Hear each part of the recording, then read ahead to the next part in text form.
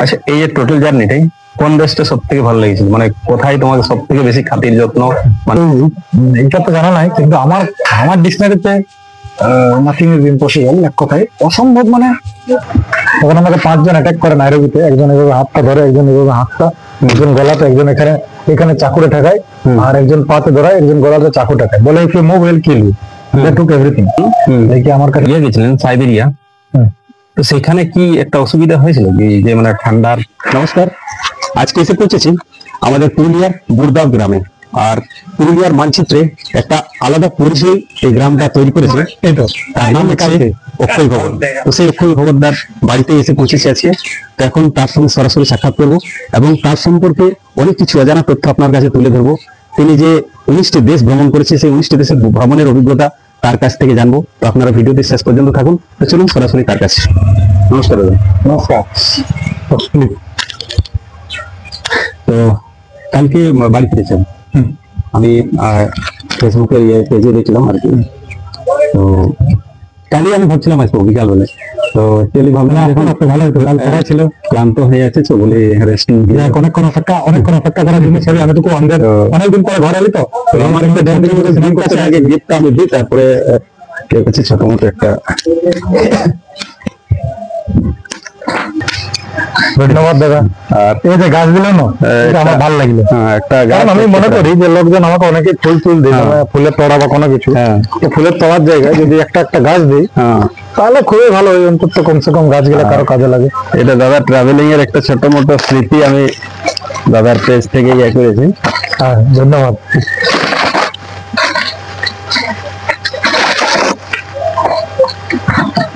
আচ্ছা, thank you. ওকে। যখন এতটা লম্বা সফর একটা মানুষ, দীর্ঘ কতদিন ছিল?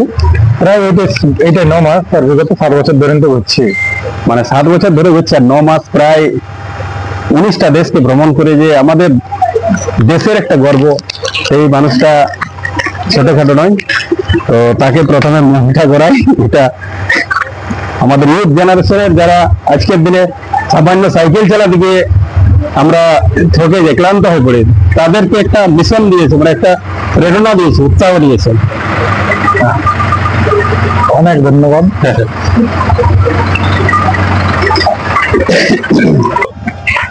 যে মানুষটাকে আপনারা সামনে বসে থাকতে দেখছেন, এটা আমরা হয়তো বর্তমানে সময়ে এখন হয়তো খুব সাধারণ ভাবছি, কিন্তু তিনি কিন্তু আমাদের পৃথিবীর যে বিখ্যাত দেশগুলো রয়েছে তার মধ্যে তিনি 19টা দেশ কিন্তু পাড়ি দিয়েছেন। সেটা কিন্তু হেলিকপ্টারে, এরোপ্লেনে, ট্রেনে কিংবা জাহাজে নয়, সাইকেলে করে। এটা কিন্তু একটা বিশাল চ্যালেঞ্জিং পূর্ণ। তো দাদা, এই যে সাইকেলে ঘুরবো, এই চিন্তাধারাটা কিভাবে আসলো? ছোটবেলা থেকে আমার একটা শখ রয় যে যখন আমি ছোটবেলায় কোনো বই পড়ছি, আমার কোনো পড়ার শখ, কোনো ডিগ্রি নেই না জীবনে।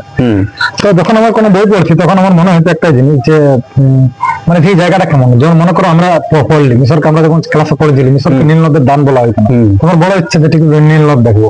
যখন আমরা কোনো ছোট ছোট বইয়ে যখন পিরামিড নিয়ে দেখতে পাচ্ছি, বা অ্যামাজন জঙ্গল কেমন, বা সাইবেরিয়া কেমন, চীনের প্রাচীর কেমন, বা এই পৃথিবীর সব থেকে বৃহত্তম মন্দির কেমন, তো এইগুলা যখন আমি যখনই পড়ছি, তখন আমার মনে হয়তো এই জায়গাটা একদিন আমি যাবো। এক সময় মনে হয়েছিল যখন আমি স্বামীজির একটা বর্ণনা পড়েছি লেখা, তখন আমার মনে হয়েছিল যে আমি পায়ে হেঁটে পৃথিবী হলো ঘুরবো স্বামীজির মতো।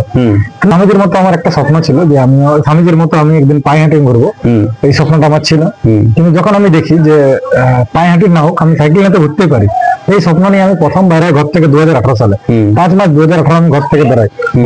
ওখানে ঝাড়খণ্ড, বিহার, উত্তরপ্রদেশ, মধ্যপ্রদেশ, দিল্লি, উত্তরাখণ্ড, হরিয়ানা, চন্ডীগড়, হিমাচল, কাশ্মীর, পাঞ্জাব, রাজস্থান, গুজরাট, মহারাষ্ট্র, গোয়া, কর্ণাটক, কেরালা, তামিলনাড়ু, অন্ধ্রপ্রদেশ, তেলেঙ্গানা, ছত্তিশগড়, উড়িষ্যা, ওয়েস্ট বেঙ্গল, কাশ্মীর থেকে কন্যাকুমারী, পুরো ভারতবর্ষ সাইকেলে ঘুরি। সময় লাগে 1 বছর 1 মাস 6 দিন। 2018 সালে আমি প্রথম শুরু করি, আর 2019 সালে আমি ঘর ফিরে আসি। তারপরে একটা স্বপ্ন হয় যে আমি পৃথিবী ভ্রমণটা এরপর আমি শুরু করবো, আমার পৃথিবী ভ্রমণটা শুরু করবো। তো সেই পৃথিবী ভ্রমণের আমি লক্ষ্য নিয়ে আমি এবার বাড়ি থেকে বেরোই। সেটা হচ্ছে পৃথিবী ভ্রমণের লক্ষ্য নিয়ে আমার বাড়ি থেকে বেরোই। সেটা হচ্ছে আমি 2019 22 সালে। তারপরে আমি আরেকটা জার্নি করি, যেটা হচ্ছে লাদাখে। বাড়ি থেকে প্রায় এখন বাংলাদেশ, দিল্লি, চন্ডীগড়, সিমলা, কুলু, মানালি, লে লাদাখ, কার্গিল, কাশ্মীর, জম্মু এ বাড়ি করি। তারপর আমি আবার একটা শুরু করি, যে কোথা থেকে শুরু করবো, বিশ্বভ্রমণ। সেই সময় করোনার দাবা, করোনার সেকেন্ড ফেজের পরেও তখন মায়ানমার ক্লোজ, চায়না ওপেন নাই, বিভিন্ন দেশগুলো, কান্ট্রিগুলো ওপেন ছিল না। তাই ভাবলি যে ঠিক আছে, আমার জার্নিটা তাহলে আফ্রিকা থেকে শুরু করা যায়। চাঁদের পাহাড় নিশ্চয় পড়েছো। আমার ইচ্ছা ছিল যে আমি চাঁদের পাহাড়ের জার্নিটা করবো, যেটা হবে মানে শঙ্করের মতো জার্নি, বিভূতিভূষণ বন্দ্যোপাধ্যায়ের লেখা। তো আমি চলে গেলে আফ্রিকা, নাইরোবি, কেনিয়া। কেনিয়াতে পৌঁছায় 53 নম্বর দিনে আমার সাথে ডাকাতি হয়েছে। হ্যাঁ, তখন আমাকে 5 জন অ্যাটাক করে নাইরোবিতে। একজন এভাবে হাতটা ধরে, একজন এভাবে হাতটা, একজন গলাতে, একজন এখানে চাকুরে ঠেকায়, আর একজন পাতে ধরায়, একজন গলাতে চাকু ঠেকায়, বলে if you move will kill you. They took everything. দেখি আমার কাছে ছিল একটা রূপার চেন, একটা সোনার পদক বজরংবলীর, পকেটে 9000 কেনিয়ান সিলিং, 6000 ইন্ডিয়ান রুপি, সমস্ত কিছু নিয়ে এলি। তারপরেও আমি চলতে শুরু করলি আফ্রিকাতে। তারপরে আমি মাসাই মারা থেকে শুরু করি, নীল নদের উৎস স্থান, ভিক্টোরিয়া লেক, এই সমস্ত স্থান ঘুরি আমি। তারপরে আফ্রিকাতে মাসাই মারা থেকে শুরু করে নীল নদের উৎস, ভিক্টোরিয়া লেক, তানজানিয়া, এই সমস্ত জায়গা ঘুরি। যখন আমি তানজানিয়াতে ছিলি তখন আমার বাড়িতে একটা দুর্ঘটনা ঘটে, আমার বড় দিদি মারা যায় শ্বাসকষ্ট কামড়ে। দেন তারপরে আমি সিদ্ধান্ত নিই যে দেখা যাক কি হয়। তারপরে আমি বাংলাদেশ যাই 2 মাসের জন্য, অনেকদিন পরে। বাট যখন আমি বাংলাদেশ থেকে ফিরে আসি, তখন আমার কাছে একটা গোপর ক্যামেরা ছিল, ভিডিও টিডিও বানাতে, ওটা চুরি যায়। যখন আমি ফিরে আসি, তারপর আমার সিদ্ধান্ত নিই যে কি করবো, জীবনে কোনো কিছু বুঝি নাই পাই। তখন আমি চলে যাই রাম জন্মভূমি অযোধ্যা। আমি অযোধ্যা থেকে রামেশ্বরম পর্যন্ত পায়ে হাঁটিয়ে একটা যাত্রা করি, যেটা হচ্ছে চমক 3,300 কিলোমিটার, যেটা হচ্ছে রাম বনগমন পথ, যেখান দিয়ে প্রভু রামজি বনবাসে গেছিলেন, সেই জায়গাটা আমি যাত্রা করি। আফটার দ্যাট আমি ডিসাইড করি, যখন জার্নিটা আমি করি, তারপর আমার মনের মধ্যে সেই অনুপ্রেরণা আসে যে না, I will continue my journey. দেখা যাবে, যা হবে আমি পৃথিবীটা ঘুরতে পারবো, বাইরে হবো। তখন সেটা লক্ষ্য নিয়ে আমি চলে যাই এখান থেকে ঘর থেকে। এখন আগের বছর 2022 নভেম্বর মানে গেলাই আমি ঘর থেকে এখন থাইল্যান্ড যাই। থাইল্যান্ড থেকে শুরু করে, থাইল্যান্ড থেকে Cambodia, Vietnam, Laos, China, Mongolia, Russia, Kazakhstan, Uzbekistan, Tajikistan, Afghanistan and Dubai. তারপর দুবাই পৌঁছে, দুবাইতে সাইকেল রাখছে, রিপেয়ারিং এ দিয়ে আর চলে আসে। এই জার্নিটা যেটা করি, সেটা পুরো 9 মাস। আর বিগত 7 বছর ধরে আমি কন্টিনিউয়াসলি প্রায় ট্রাভেল করছি। জীবনে একটা যে স্বপ্ন ছিল, যে মানে যে স্বপ্নটা আমি দেখতে চাইলি, সেই স্বপ্নটাকে আমি বাঁচছি, জীবনটাকে বাঁচছি। এটা আমার জীবনে পাওনা। বিভিন্ন অভিজ্ঞতার সম্মুখীন হয়েছে রাস্তায়। অভিজ্ঞতা বলতে গেলে একটা বিশাল টাইম। আমার ইচ্ছা আছে যে নিয়ে একটা বই লিখবো। তবে আসল জিনিস হচ্ছে যে পৃথিবীর সব থেকে বড় বৃহত্তম মন্দির হচ্ছে আঙ্কর বাট, হিন্দু মন্দির বা হিন্দু মন্দিরে এগুলো দেখার সৌভাগ্য হচ্ছে। চীনের প্রাচীর থেকে শুরু করেন বৃহত্তম মানুষজন। তারপরে চীন হচ্ছে এখনকার দিনে বিশাল জায়গা। তারপর আরো এখন বিভিন্ন অভিজ্ঞতা হয়েছে, কোনো কিছু প্রশ্ন থাকে। আচ্ছা, যখন ধরুন কোন দেশে গেলেন, সেইখানের ভাষা আর সেইখানে মানুষরা কি ধরনের ব্যবহার করছে, সেইখানে মানুষজন মানে তোমাকে দেখে কি রিয়েক্ট করছে, সেটা কেমন লাগবে? মানে যে কোনো জায়গার আমি মনে করি কথা বলার জন্য কোনো ভাষার প্রয়োজন হয় নাই। আমার বাসার ব্যাপার হচ্ছে যে মানুষজন খুবই ভালো হয় প্রতিটি জায়গায়। মানে আমাদের যেমন চায়না নিয়ে প্রচুর ভুল ধারণা ছিল, তো আমার ভিডিও দেখতে পারবো যে চায়না কেমন জিনিস। আফগানিস্তান নিয়ে একটা বিশাল অন্যমত ধারণা ছিল, তো আফগানিস্তান নিয়ে এগুলি আমার মনে হয় একটা আলাদা মতো ধারণা হয়।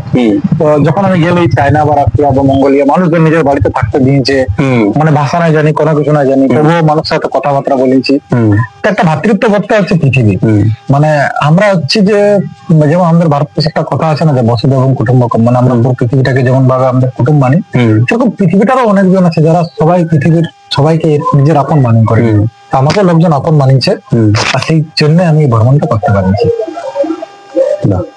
তো খুব সুন্দর শুনতে পেলেন যে একটা জার্নি, আমরা অনেকেই ভাষা নিয়ে ভাবি যে অমুক জায়গায় যাব, সেখানকার ভাষা তো আমি জানি নাই, সেখানকার মানুষদের ব্যবহারের কি ধরনের, তাদের স্বভাব কি ধরনের, সেই সমস্ত কিছু জানি, কিন্তু সমস্ত কিছুকে পিছনে ফেলে এগিয়ে চলেছেন আর এইভাবে প্রত্যেকটা দেশকে পাড়ি দিয়েছেন। আচ্ছা, যখন গেছিলেন সাইবেরিয়া, তো সেখানে কি একটা অসুবিধা হয়েছিল যে মানে ঠান্ডার? সাইবেরিয়া হচ্ছে পৃথিবীর সব থেকে প্রায় ঠান্ডা অঞ্চলগুলোর মধ্যে একটা। আর এখানে আছে লেক বৈকাল। লেক বৈকাল হচ্ছে পৃথিবীর সব থেকে গভীরতম লেক। তার সাথে হচ্ছে লেক বৈকাল হচ্ছে, এটা বৈকাল লেক, এটা হচ্ছে পৃথিবীর সব থেকে হচ্ছে যে খাবারের পানি, মানে মিষ্টি জলের, সেটা সব থেকে বিশাল বড় একটা উৎস স্রোত। তো এটা ছিল লেক বৈকাল। দেন আমি ডিসাইড করি যে সাইবেরিয়াতে একটা সময় কাটাবো জীবনে। আর আমার বড় ইচ্ছা ছিল যে আমি ঘর থেকে ধরে এখন সাইবেরিয়া পর্যন্ত যাবো। তো আমি যে সময় সাইবেরিয়া পৌঁছাই সেই সময় গরমকাল, তবুও অনেকটা ঠান্ডা ছিল। লেক বেকালে বেড়ে যখন আমি ডুবকি মারি তখন বিশাল একটা ঠান্ডা ছিল। তবে একটা খুব ভালো তবে আফ্রিকাতে খুব ভালো সময় কাটা। আর আমি ওরকম বেশি ঠান্ডাতে ইয়ে হয়নি, কি বলে, ঠান্ডাতে আমি ঘুরিনি, অসুবিধা হয়। তবে না, কারণ ওই সময় যখন ঠান্ডা থাকে তখন এখানে সাইকেল চালানো দূর কথা, মানে মানুষের চলা মুশকিল হয়ে যায়। -45, -46 এরকম থাকে। এমন এমন জায়গা আছে যেখানে -72 পর্যন্ত ঢুকে আছে, যেখানে -72 পর্যন্ত টেম্পারেচার ইয়ে আছে। তো আমার তো ওই সময় গরমকালে একটু সাইকেলিং করা যায়, তবে আমি শুধু সাইবেরিয়াটাই ঘুরেছি, আর কোথাও ঘুরিনি।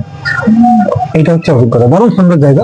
আচ্ছা, দেখুন একটা দেশ থেকে আরেকটা দেশে যখন যাচ্ছ, তো সেই দেশটার থেকে আরেকটা দেশে যখন ঢুকছো, সেখানে কি ধরনের মানে ব্যবস্থা থাকে, মানে ভিসা, পাসপোর্টের, মানে দেখো, পাসপোর্ট আমি ভিসা দুটো জিনিস বলছি। একটা হচ্ছে পাসপোর্ট, একটা হচ্ছে ভিসা। পাসপোর্ট মানে হচ্ছে তোমার আইডি কার্ড। যেটা তোমার আইডি কার্ড, সেটা হচ্ছে তোমার পাসপোর্ট। মানে পাসপোর্ট হচ্ছে তোমার নাগরিকত্ব প্রমাণ। তুমি ইন্ডিয়ান, ভারতীয় কিনা সেটা একটা পরিচয় হচ্ছে, সেটা হচ্ছে পাসপোর্ট। যেমন আমাদের মানে নাগরিকত্বের পরিচয়, ইন্ডিয়ান পাসপোর্ট। তো তোমার কাছে পাসপোর্ট আছে। আর ভিসা হচ্ছে তুমি যেতে যাবে সেই দেশের অনুমতিপত্র। ভিসাটা হচ্ছে সেই দেশ থেকে নিতে হয়। মনে করো আমি, এবার সব দেশের আলাদা আলাদা ফেসিলিটি আছে, কে কাকে কিরকম ভিসা দিবে সেটা তাদের ব্যাপার। তো সেরকম বিভিন্ন ভিসা আছে, কোনটা ই ভিসা আছে, কোনটা ভিসা অনলাইনেবল আছে, কোনটা ভিসা ফ্রি আছে। তো এরকম ব্যাপার, কোনটা এমবেসি নিয়ে ভিসা নিতে, কোনটা ভিসা একটু ডিফিকাল্ট। তো যিনি মনে করো জাস্ট এক্সাম্পল বলি, এখান থেকে থাইল্যান্ড যাচ্ছে। থাইল্যান্ড হচ্ছে আমাদের জন্য ভিসা ফ্রি 2 মাস। কম্বোডিয়া হচ্ছে ভিসা অ্যাভেলেবল, মানে ঢুকলে তোমাকে ভিসা দিতে পারো। তুমি চায়না যাচ্ছ, চায়না ভিসা এমবেসি থেকে আগে করাতে হবে পারমিশন, তারপর তুমি দেশে পা রাখতে পারবো। তোমার যদি 30 দিনের ভিসা আছে, তুমি 30 দিনে থাকতে পারবে। তো সেই হিসাবে করিমখন ঘোরা। আচ্ছা, এই যে টোটাল জার্নিটাই কোন দেশটা সব থেকে ভালো লেগেছিল, মানে কোথায় তোমাকে সব থেকে বেশি খাতির যত্ন, মানে আতিথ্যটা, মানে দেখো, ভালো লাগা হচ্ছে আমার সব থেকে যদি সুন্দর দেশ, মানে এটা তো বলার খুবই ডিফিকাল্ট। মানে বিগত 19টা দেশের মধ্যে যদি ভারতবর্ষ বাদ দিয়ে যদি কোনো দেশ ধরা হয়, তাহলে প্রকৃতির যেটা নেচারের সুন্দরতা, সেটা হচ্ছে আফ্রিকা। আফ্রিকার থেকে সুন্দর কিছু নেই। তাছাড়াও যদি আরো কোনো যে দেশগুলো আমার খুবই, মানে সব দেশে প্রায় ভালো লাগবে, যে ভালো মানুষজন আছে। তো আফ্রিকার নেচার আছে, রাশিয়ার মানুষজন ভালো, খুবই ভালো আতিথ্য পরায়ণ। ভারতের পরে খুব আফগানিস্তানও দারুণ জায়গা, একটা মানুষজন খুব অতিথি পরায়ণ। কিন্তু এদেশে আরো অনেক ব্যাপার স্যাপার আছে, সেগুলো আমি নাইট্রোজেন ধরবো। চায়নার মানুষজন নিয়ে ধারণা ছিল, চায়না হচ্ছে খুব ডেভেলপ কান্ট্রি। টেকনোলজির দিক নিয়ে চায়না সবকিছু নিয়ে, মানে নাগরিকত্ব সুবিধা, রাস্তাঘাট, এগুলো আমাদের চিন্তাধারণা ভাব বাইরে আছে চায়না। আচ্ছা, আফগানিস্তান নিয়ে একটা মানুষের মধ্যে, সবার মনে, আমার মনেও একটা ধারণা ছিল যে আফগানিস্তানের মানুষ মানে তালিবানি, সেখানকার যে জঙ্গি সংগঠন, তাদের যখন তুমি প্রথম আফগানিস্তানে ঢুকো, তখন কিরকম ফিল হয়েছিল? দেখো, প্রথম আমি যখন তালিবানে আফগানিস্তানে যাই, প্রথম থেকে আমার অল্প অস্ত্র ধারণা ছিল, কিন্তু পুরো ধারণাটা ছিল না যে আফগানিস্তান কেমন জায়গা। আফগানিস্তানে তালিবানদের হাতে কন্ট্রোল আছে পুরো আফগানিস্তানটা এখন বর্তমানে, ওরা তালিবান। আমি যখন ঢুকি তখন আমার প্রথমে ভয় লাগে। প্রথম দিন আমি ভিসা পাই নাই, কারণ আমার পাসপোর্টটা জমা রাখে, যে ওদের যে ছুটি ছিল 15 আগস্ট ছিল, 15 আগস্ট ছুটি ছিল। এবার হচ্ছে আফগানিস্তান মানে তালিবান হচ্ছে একটা ছাত্র সংগঠন, যেটা ইসলামকে পুরো ফলো করে, মানে শরিয়া কানুন, জানো তো, শরিয়ত কানুন, শরিয়ার কানুন আমি বলছি ওটা নিয়ে, তো এটাকে পুরো ফলো করে। তো এখানে পুরোটাই তালিবানদের কন্ট্রোলের আন্ডারে। যখন দেখি তখন প্রথমে ভয় লাগে, কিন্তু যখন তারপরে কিছুদিন 2 সময় পরে কম্পার্টেবল হয়, তখন আফগানিস্তানের মানুষজন যে পরিমাণ ভালোবাসা দেয়, যে পরিমাণ ইয়ে করে, তাতে একটা দারুণ ভালোবাসা জন্মায় দেশের প্রতি।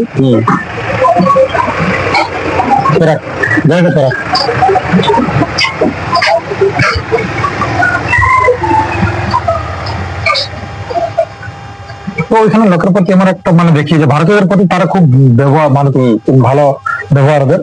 আরেকটা জিনিস হচ্ছে, ওরা ভারতকে হিন্দুস্তান দিয়ে জানে। তো ওরা যখনই শুনে যে কোনো হিন্দুস্তানি, মানে আমি যখন বলি হিন্দুস্তান, আমি হিন্দুস্তান থেকে আসছি, তখন যে ভালোবাসা দেয়, মানুষজন জড়ায় ধরে বলতে পারে, এই জিনিসটার একটা বিশাল মানে ভালোবাসা পায়। আমি ফেসবুক থেকে দেখছিলাম, তো আফগানিস্তানে তোমার কিন্তু ভীষণ সম্মান আর ভীষণ ইয়ে করেছিল। এবার হচ্ছে আরো আফগানিস্তানের জিনিস বলি, এখানে তালিবানরা আছে। তো পুরা 15-20 কিলোমিটার দূরে দূরে চেকপোস্ট, দেশে তখন কোনো খাতরা নাকি, যেহেতু বিদেশি হিসাবে জানাচ্ছি। আর হিন্দুস্তানি বলে তো আলাদাই। ওরা বলছে যে আমি যদি পাকিস্তান নিই তাহলে আমাকে গুলি করে নিত, এরকম। পাকিস্তান করা প্রচুর ঘৃণা করে, যেটা মুসলিম কান্ট্রি, তত তার মধ্যে ওরা পাকিস্তানকে প্রচুর ঘৃণা করে। আর দ্বিতীয় জিনিস হচ্ছে, ওখানে শরিয়া কানুন আছে। ওখানে যদি কেউ চুরি করে তাহলে হাত কাটিয়ে নেবে, ব্যাংকে কোনো সুদ নাই। তারপরে কেউ যদি কারো মার্ডার করে বা ইয়ে করে, তাহলে তাকে পাথর ছেঁচে মরা, এরকম কিছু কিছু নিয়ম কানুন আছে। দ্বিতীয় জিনিস হচ্ছে ওদেরতে মেয়েদের কোনো অধিকার নেই। আর ওইখানে প্রতি লোকের কাছে AK-47, M414 আর বিভিন্ন টাইপের বন্দুক আছে, সবাই নিয়ে বন্দুক ঘুরছে। আমি প্রচুর বন্দুক আমাকে দিয়েছে দেখতে। আমি আফগানিস্তানে একটা বন্দুকের মার্কেটে আছে, আর সেখানে বন্দুক বিক্রি হয়। আমি ভিডিও ছাড়ি নাই, ভিডিও গুলো দেখো, বন্দুকের দাম 40,000 45,000। ভিডিওটা আছে, তো ভিডিও গুলো বাকি বলবো লোকজনকে। তো আর কি, আচ্ছা মানে মেয়েদের কোনো অধিকার নেই, মানে মেয়েরা 6 ক্লাস পর্যন্ত পড়তে পারে, এরকম আরো অনেক জিনিস আছে। আর 6 ক্লাস বেশি পড়তে পারে নাই এই বেশিরভাগ মেয়ে।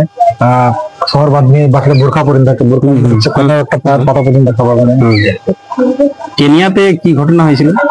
নাইরোবিতে ডাকাতি হয়ে 5 জন আমাকে অ্যাটাক করে। তো সন্ধ্যাবেলা আমি বাইরে ছিল, বাইরে আমার ইচ্ছা ছিল যে ঠিক আছে খিচুড়ি বানাবো, তো একটু ডাল চাল খোঁজা যাক। একজন এরকম হাতটা ধরে, একজন এইভাবে, একজন গলাটা টিপে, একজন এখানে চাকু টেকায়, বলে মোবাইল কিলি ঢুকে দেয়। তো শুনলেন যে একটা সাধারণ আমাদের পাড়া গ্রামের ছেলে, তারা বিশ্বটাকে দেখিয়ে দিল যে অসম্ভব বলে কিছুই নেই। আচ্ছা, অসম্ভব শব্দটা এটা আমাদের ডিকশনারি থেকে বাদ দেওয়া ঠিক নয়, মানে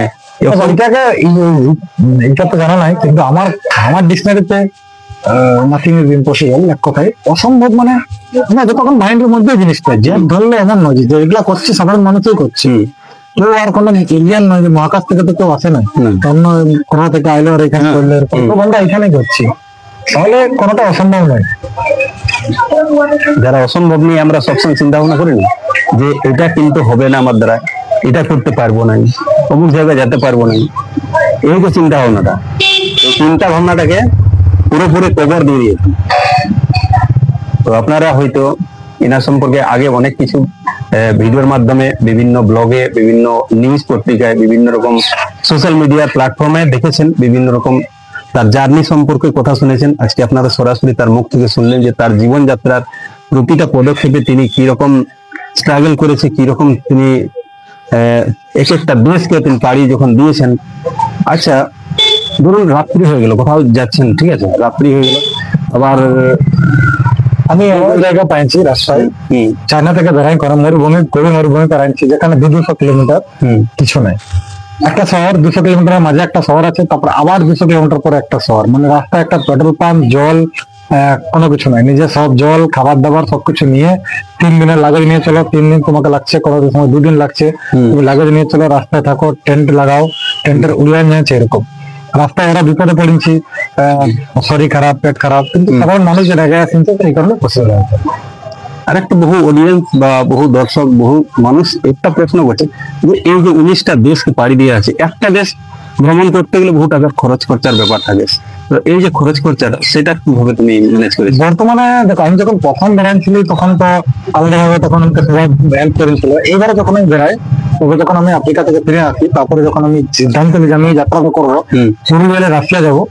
যখন আমি যে রাশিয়ার জার্নিটা করবো, তখন আমি নিজে কাজ করি এখানে ট্যুরিজমের, যেটুকু টাকা জোগাড় হয়। আর ব্যাংক থেকে 2টা লোন, এখানে আমার ফোন লোন, একটা ব্যাংক থেকে 2টা লোন চলছে, সেই লোন নিয়ে আর নিয়ে পার্সোনাল লোন নিয়ে বেড়ান যায়। ভাবি যে স্বপ্নটা পূরণ করবো, লোনটা তো পরে চুকানো যাবে, এইটুকু নিয়ে না খায় কোনো সময় যে কোনো জায়গায় ঘুমায়, কখন ঘুমাবার, মানে ফালতু খরচ না করি, যতটা খরচ ওইটুকু খরচ করি, এখানে আমি ঘরে বসে।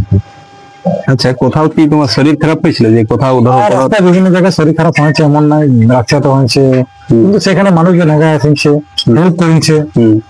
তারা মানে এক জায়গায় রাস্তায়, যেমন এক জায়গায় শরীর খারাপ পছন্দ, একজন আসলো গাড়িতে দাঁড়াইলো, একজন লেডি ওর বাচ্চা বলছে যে তোমার কি অসুবিধা দেখা দিচ্ছে। আমি বলছি এরকম এরকম সমস্যা, আমার প্রচুর পেট খারাপ। তখন আমাকে তারপর ওদের ঘরে নিয়ে গেল, আমন্ত্রণ দিল, নিজের ঘরে নিয়ে গেলো, আমার জন্য ডাক্তার নিয়ে এলো, ওষুধ আনলো, খাওয়াইলো, ওর ঘরে রেস্ট হলি। আমি একটা সিম কার্ড কিনে দিলাম, আমার সিম কার্ড চালু হতে না ছিল। আর তারপরে আমাকে শরীর সুস্থ হওয়ার পরে বিদায় করে ছাড়লাম। দেখি রাশিয়া, দিল্লি, পৃথিবী শুধু রাশিয়া নয়, এটা হচ্ছে পৃথিবী, এটা হচ্ছে মানুষের ভালোবাসা। আর এইভাবেই সফর সম্ভব হয়, শুধু ঘর থেকে বেড়াতে হয়, নাথিং ইজ ইম্পসিবল। ইম্পসিবল বলে কিছুই নেই। আচ্ছা, নতুন জেনারেশনদের জন্য কিছু বলতে চাই? যারা নতুন জেনারেশন, যারা হয়তো উচ্চ জেনারেশন বা পড়ছে, মাধ্যমিক দিচ্ছে, উচ্চ মাধ্যমিক দিচ্ছে, বা জীবনে হতাশ হয় না। আমি হচ্ছে একটা মাধ্যমিক পাস ছেলে, আমার কাছে কোনো ডিগ্রি নেই না, আমার কাছে আছে। আমি পৃথিবীর আজকে কয়েকটা ভাষা বলতে পারি, অনেকগুলো ভাষা বলতে পারি, লিখতে পারি, পড়তে পারি। পৃথিবীর 19টা দেশ আমি সাইকেল নিয়ে ঘুরেছি। সাধারণ একটা মাটির ঘর আছে, এইটুকু ঘর, এই জায়গায় শুধু পড়াশোনা করো আর জ্ঞান রাখো, আর যেটা স্বপ্ন আছে সেই স্বপ্নটার দিকে ছুটে যায়, একদিন তুমিও পারবে। সবাইকে থ্যাংক ইউ, জয় হিন্দ, জোহার, ধন্যবাদ। সকলকে অসংখ্য ধন্যবাদ দাদার সাথে এতটা সময় আপনাদের দেওয়ার জন্য। সকলে ভালো থাকবেন, সুস্থ থাকবেন। জোহার, আর দাদাকে আরেকবার জোহার, জোহার।